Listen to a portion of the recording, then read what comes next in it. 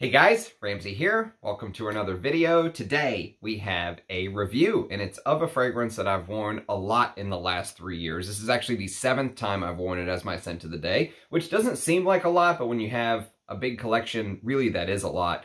I got this for myself for my birthday around April of 2020, right during the pandemic, and it is Roja's Vetiver Parfum pour Homme. So this is the $500 for 50 ml Parfum version of Roja's Vetiver. I usually don't show packaging, but I just happen to have this one lying around. It basically comes like this. Here's the, silk, because of course Roja's bottle can't just sit in a normal box. It has to sit in silk, the finest silks.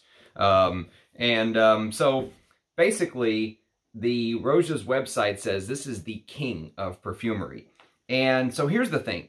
If you have watched any of Roja give his politician song and dance on YouTube, where he gets on and says the same things over and over and over again, you've no doubt heard him say that he wants to be remembered for his vetiver. When people ask him, what do you want to be remembered for? He always says he wants to be remembered for his vetiver. The problem with that is that in order to be remembered for something, it has to be unique. There has to be something unique in this formula for him to be remembered for it, right? Or it has to be first. You either have to be first or you have to be unique.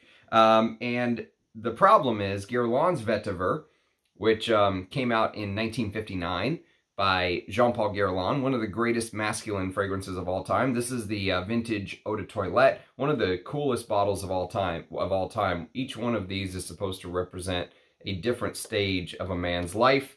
And this is the Eau de Cologne version, which is absolutely fantastic. Both of these are Hall of Fame vetivers. Maybe I'll even do a comparison video one day. But that was one of the earlier vetivers. Carvin's Vetiver is also very good, which I don't own.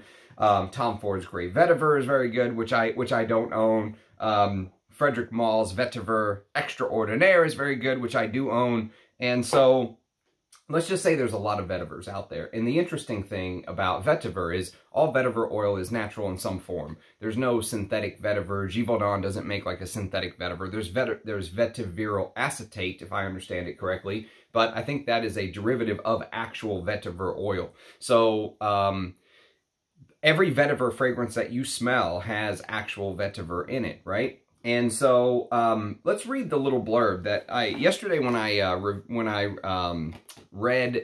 did the review for Serge Lutens' Iris Silver Mist, I read the little blurb from Perfumes, the guide from 2010. This is the 2018 book, and they actually have Roja's Vetiver pour Homme. Here, I highlighted it. And it says, they gave it 3 stars, and it says, Nutmeg Vetiver. I am not partial to nutmeg masculines, but the top accord with vetiver and citrus work well, though the dry down feels a bit generic. You would think they would write a little bit more than that on some of these, but that's literally their take. 3 stars, okay? And I understand exactly what they're saying, because when it opens up, it actually opens up with a feeling of like a lemon drop, in my opinion. There's a little bit of this lemon drop with the nutmeg, and then the citrus is in the top. And this is a citrusy vetiver. So usually, it is December here in Texas, but today, it was in the mid-60s. Yesterday, it was 70. It's December 18th today, so I figured perfect time to wear this type of fragrance. And I've been wanting to review this for a long time. I want to knock out my Roja reviews. I only have a couple left, so we're knocking them out.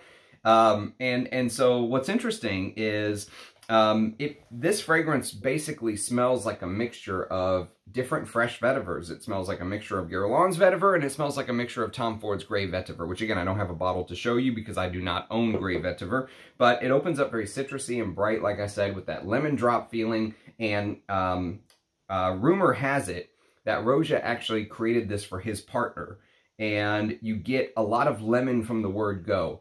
And so sometimes it smells very natural lemon. Sometimes it smells like that sweeter take on lemon, the slightly lemon drop. Sometimes you get some of those spices from the nutmeg, like Luca Turin said in the book. And sometimes you get little chypre aspects because Roja loves chypres.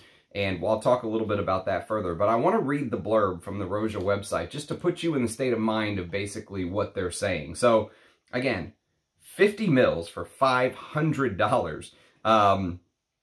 A fragrance to the sensory perfection of vetiver, an oil obtained from the root of an exotic grass which perfectly balances earthy, leathery, and smoky tones. You do get earthy tones in this. I don't get very much leathery tones. I do get smoky tones. And as a result is a mainstay of masculine perfumery. Bright citrus notes mingle with the vibrant green qualities of galbanum and celery seed for a natural freshness, the earthiness of which is strengthened via both cedar wood and needles. Alongside a dry bed of oak moss, the vetiver fragrance features touches of pink pepper, caraway, and nutmeg swirl around a prominent note of black pepper. Drawing out a smoky sensuality whilst hiding in the shadows are the leathery notes of cistus labdanum, which draw out the vetiver's inherent leathery assertiveness. So, and then Roja Dove gives a quote, "There is no material in perfumery quite like vetiver," or vetiver, if you ever heard him say it. "It is at once earthy, smoky, and leathery, all in perfect harmony, sophisticated, and incredibly versatile. Those who wear it are confident and self-assured, a presence in any room. Vibrant citrus notes create a lively freshness around dry warmth of vetiver, while both cedar wood and needles and oak moss add heart and heat and complexity. Everybody wants to be near him. It is the ultimate example of how a modern man should smell. The vetiver wear doesn't provoke envy, but instead adoration." That's his quote from the website. I think there was like a previous quote. This is the newer version of the quote, okay? So here's the thing. You get that very lemony, fresh, grassy vetiver opening, and it's very nice. It smells very pleasant. And there's a note of Litsea cubiba in the top. And Litsea cubiba is a note that if you've been following the channel, you've heard me speak about before. It's a shrub, and I forget the plant that it's actually from. Oh, here it is. It's a tropic plant from the laurel family. The fragrance ingredient citral can be produced from this plant. Citral is also the main fragrance ingredient of lemongrass. So it has lemongrass touches, but really the trick with Litsea cubiba is it's a little bit like a sleight of hand, kind of like the House of Roja. And I'm a Roja fan, okay? So before the Roja haters get all, hurt by what I'm saying, I am a Roja fan. All of these were purchased with my own money. I am not on the free Roja bottle train, and for good reasons because of some of the things that I've said about the house. But I will tell you that Litsea cubiba is a note that we have encountered previously on some of my other reviews. One such review, for example, was Oceania, I think it was called. And the other one was Herod's Porom, which is another very expensive fragrance. But they both have this shrub, this Litsea cubiba note in it. And the trick, what Litsea cubiba does, is it comes across as smelling, because of the citral it produces, it comes across as smelling lemony, but it lasts much longer than the actual lemon note. One of the reasons you always see citruses in the top notes of a fragrance pyramid is they're very volatile and they evaporate off the skin very quickly. So when you spray, which I just did a fresh spray before the video started, when you spray, you actually get the fresh lemon notes at the top of this. You get lemon mixed with bergamot, and it is very bright and uplifting and nice smelling, okay? This is perfect for the office, which we'll talk about later on. But that Litsea cubiba note makes you think you're smelling citruses hours and hours after they've actually evaporated off your skin. And it's a neat trick, because one of the problems with citrus-heavy fragrances is that they don't last very long. So when you spray it, and you get someone at a perfume counter, let's say, and you test it, and you spray the fragrance, and let's say they like those uplifting, citrusy, fresh notes, they get home an hour later, or 2 hours later, the fragrance has completely changed, right? And so what they were smelling when they first smelled the fragrance is not what they're smelling a couple hours later. And so this fragrance with that Litsea cubiba note does an interesting trick, and it keeps the person thinking that they're smelling those citruses, even though I think they're smelling that Litsea cubiba shrub, basically, which grows in China.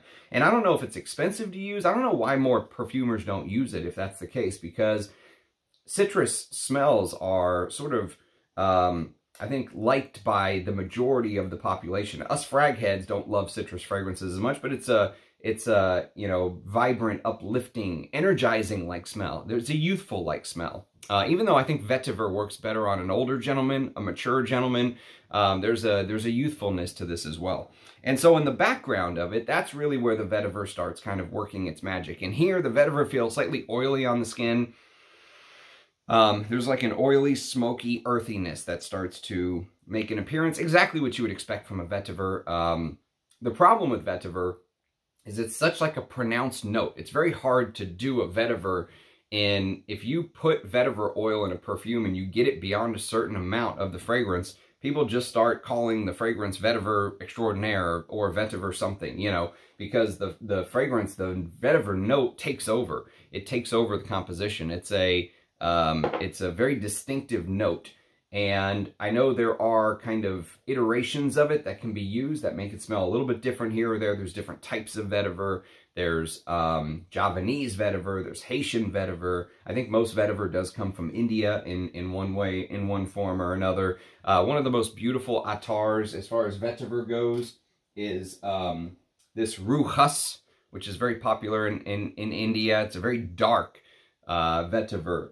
It's extremely green and very dark and you know, it has elements of like, you know, blended, like you've actually blended the grass and blended the earth that was with the roots from the vetiver. It just has that extra darkness to it that much of these brighter vetiver fragrances don't have.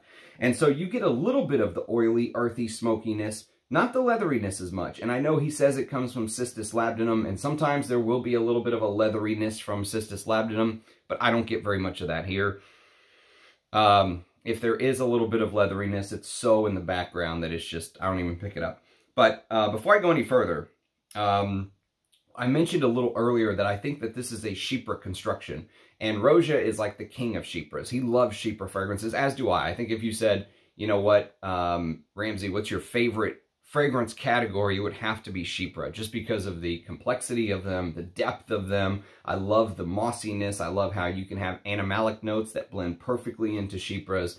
Castoreum, like Antaeus is a Chypre. I just reviewed Antaeus. That's a leather Chypre. There's so many variations of Chypre that you can have. Floral Chypre, you know, leather Chypre. You can have oriental Chypres like Chypre Palatine, right? And so this feels like basically what Roja did is he took, which he's done this over and over and over again. If you've heard me talk about his other fragrance lines, like the Middle Eastern line, it feels like there's this accord they created and they tweak a little bit here and there. And maybe Kingdom of Saudi Arabia has a little more fruitiness. Sultanate of Oman has a little bit more frankincense or whatever it may be, right? This feels like a very common, you know, this shares some similarities with that Harrods Pour Homme, which I mentioned earlier. Also uses that, let's say, a Kubiba and that fresh sort of opening to grab people.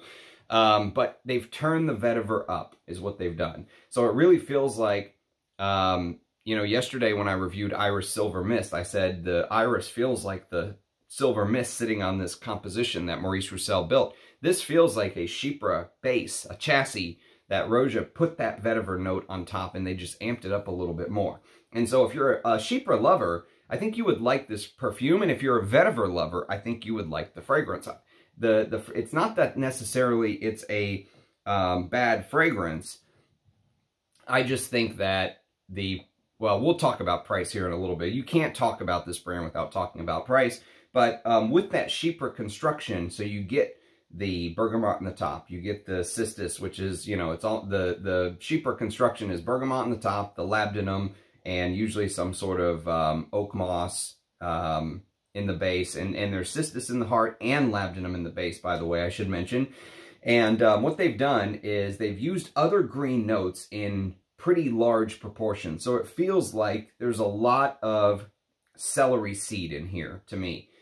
Which is an interesting note to amp up that vetiver with. And I've talked about previously how perfumers will use things like carrot seed to amp up iris. Here, I think the celery seed is a pretty ingenious method because in your brain, when you think about a celery seed or celery, you're thinking about something that probably smells slightly similar to how you would think vetiver would smell, right? So the amplification of that particular note, that green, you know, the green celery seed note, I think really works to amplify the vetiver. And then they use things like cedar needles. Okay, so that's another note that works with the Chypre in a couple ways. Yes, it works with the greenness of the vetiver, but it also works with the earthiness of the Chypre construction, the oak moss base and the spicy nutmeg and stuff like that. And so this fragrance feels like, in when you wear it, it's interesting because when you listen to the blurb that I read from Roja, he says things like, those who wear it are self-assured, you know, a presence in any room. And then he said that, where did he say? He said that everybody wants to be near him. But to be honest with you, I see this fragrance as the opposite of that person, okay? That sort of bombastic personality is not who I would expect to be wearing Vetiver Parfum pour Homme by Roja. For me, this would be worn on a no-nonsense type of man, or woman, even. This would be worn by someone who prefers traditionally masculine perfumery, because this is a traditionally masculine fragrance. Although I think it would smell amazing on a woman who's bold and daring.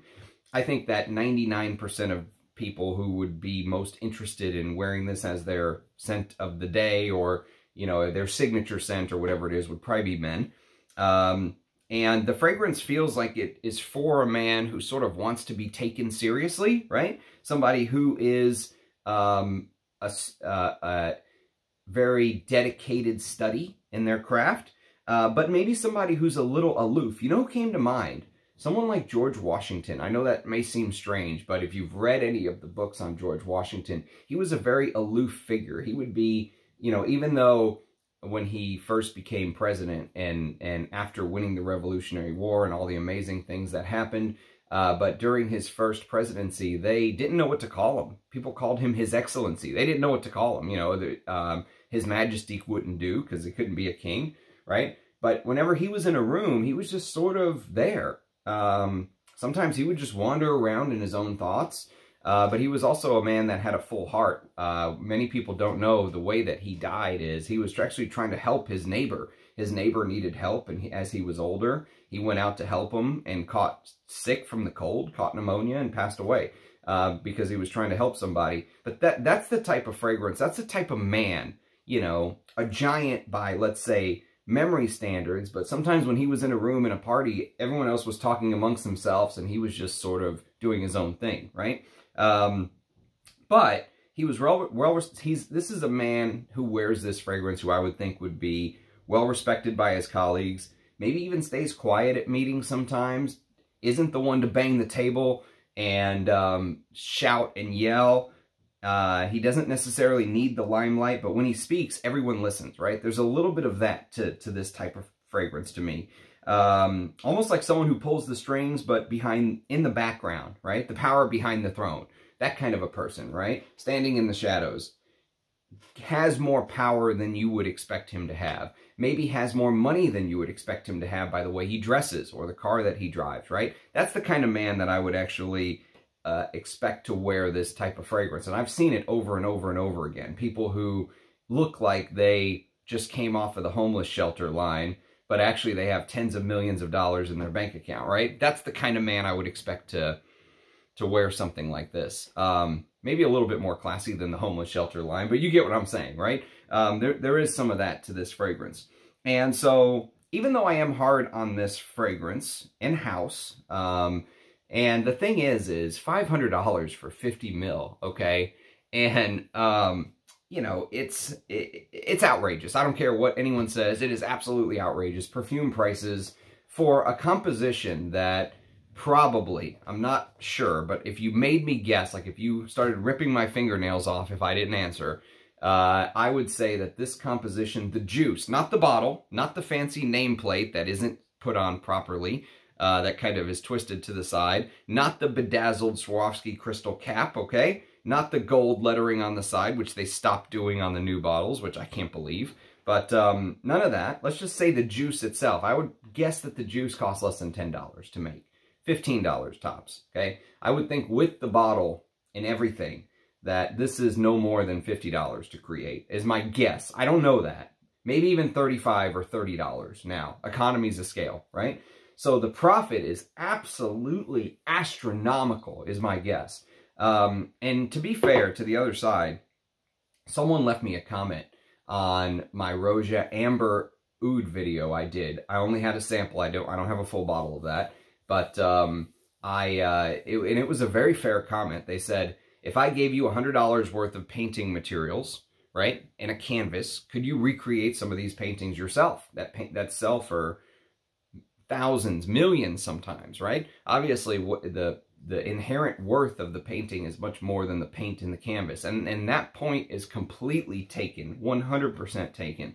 That is a very fair point, that it's much more than just the cost of the ingredients, right? They're selling something else. But really, Roja has turned into a Veblen good house. It's turned into a house that the wealthy want to own it because it's expensive, right? And they think that they're getting something extra special because it's expensive.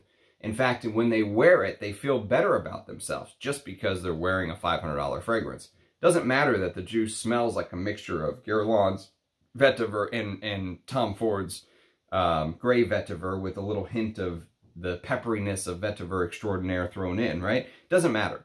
It just uplifts their spirits because they're wearing something that's $500. They think they're wearing something that's better than you, right? And so there's a big part of that to the Roja brand.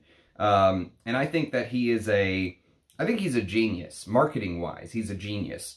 And to be fair to the other side of the argument, I always try to be Switzerland. I always try to be completely neutral to both sides, right? I try to put my own feelings aside, as hard as that may be sometimes. But the vetiver in here does show many beautiful facets. I mean, you would expect a... you would expect that from a vetiver that's $10 per mil. It obviously has the green grassy elements like I talked about. But one thing I should say about this fragrance is, even though that this is a pure parfum, so this is supposed to be 25% or 30% pure perfume oil, pure, an extrait, a parfum, usually wears heavier. It usually stays closer to the skin, but it usually wears much heavier. This one, it doesn't feel like an old school extrait. Like if you're familiar with the old pure perfumes that grandma would put behind her ears, right? It doesn't feel like that at all. And so it wears much more like a modern eau de toilette or eau de parfum. However, there is something about this fragrance, and again, while I'm being Switzerland here, I'm completely neutral. There is something about this fragrance that seems to catch your attention much longer than you wear it. And I'll give you an example. I wore this yesterday as my scent of the day, and I wore it again as my scent of the day today, gearing up for this review. And when I woke up this morning, I got a hint of it. Even though I wore Iris Silver Mist to bed here, I wore it on top of my hands yesterday as my scent of the day. When I woke up in the morning, I got a hint of Roja's Vetiver. And so there is something to this long-lasting, but it's kind of a closer fragrance. People will have to get close to you. This is not the type of fragrance. And besides, I don't think the person who would be wearing this wants to announce themselves to the room. They want to remain in the shadows. They want to be a little bit more aloof. They want to be that figure behind the scenes, if you will. And so there is something to this fragrance wanting to sit a little bit closer. I'll usually go inside the collarbone, or even just down the front of my shirt right here. It's beautiful. You get wafts all day from it. And then the top of my hands, because I want to see how the fragrance breaks down. But that green, earthy, smoky sort of bits come through. And, you almost do have to begrudgingly nod your head in approval. And then with that, a couple little points that I don't see many people talking about. There is a strange sort of lactonic quality to the vetiver in here. Or maybe it's the rest of the fragrance. I don't know. But there is a little bit of a strange lactonic quality. And I hate to use the word frosted, because yesterday I reviewed Iris Silver Mist on the channel, like I said. And there's also a flanker, a Guerlain flanker of Guerlain's vetiver that it looks like it's in a bottle like this, but it's a flanker called Frozen, which is very hard to find. I'd love to find a bottle of Frozen one day, but it's on my never-ending wish list. But there's almost something in Roja's vetiver, like slightly cloudy, slightly pearly, like I said earlier. It's almost like digging while they were digging for the vetiver roots. They found a pearl and they were like, screw it, just throw it in there, right? And that pearl adds this purified freshness. And what ends up happening with that lactonic, slightly, slightly cloudy feeling is it adds a weird kind of freshness to it. There's like a purified freshness, like when you put one of those pods in your laundry, right? There's a little bit of that feeling of freshness to the fragrance, but it doesn't smell like laundry. It smells more like there's a touch of that air accord from Andy Tauer's L'Air des Alpes Suisses, the air over the Swiss Alps, right? There's just a tiny touch of this freshness, this vibrant extra freshness that sort of bumps up against the smoky, earthy side of the vetiver. Now, this is not a smoky, earthy vetiver. I will tell you that right now. This is, I could almost place vetivers in like little groups, right? So I would put this with something like Guerlain's vetiver, right? Or even Creed's original vetiver has more of the fresh, uplifting quality.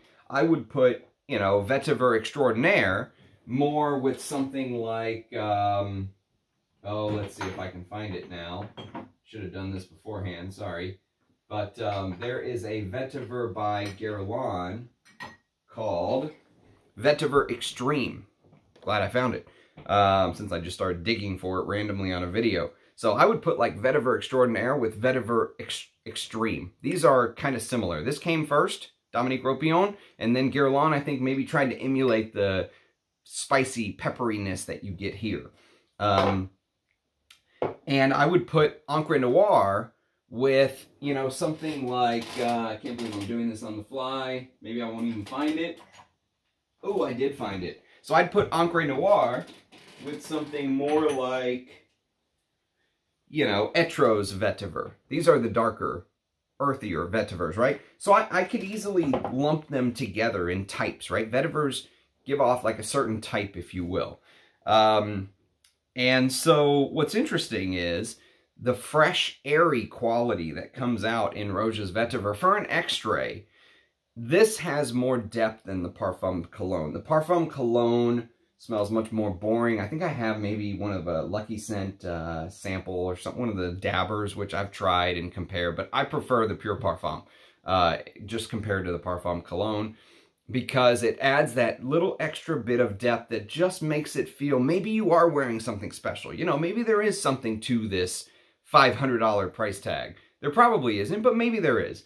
And it just feels like there's a little bit of sparkle. You know how you imagine like the air on the top of the mountain having that sparkly, fresh, just lung cleansing, right? Freshness.